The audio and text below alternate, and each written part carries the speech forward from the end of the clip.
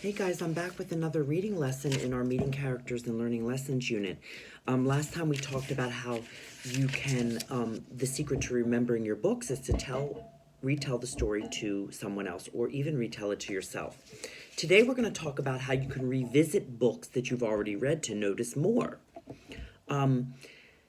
Sometimes when we look at something closer or more closely, we can notice other things about it.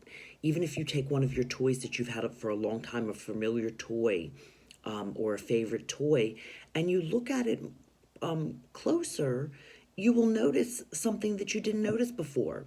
And readers can do that with their books too. You can go back to the same place in the book, the same page, the same reading adventure, and see something new that you didn't notice before. That's one of the reasons we reread as well.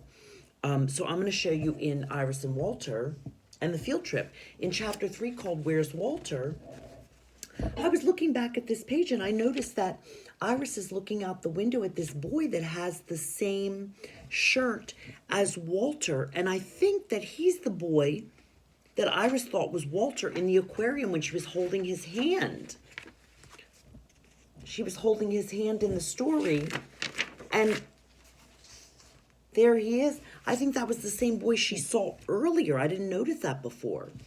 I also noticed on this page when Miss Cherry is telling the kids to be careful and keep their eyes on her, I think she was telling them that because it's so crowded and so dark inside the aquarium. And I even see this little girl that I didn't notice before. This little girl is hugging her mom. So she must be scared of how dark it is and how crowded it is in there. I didn't notice that before. And you know what else I didn't notice? Is that I was wondering why when Miss Cherry counted the children, that she got the right number of children.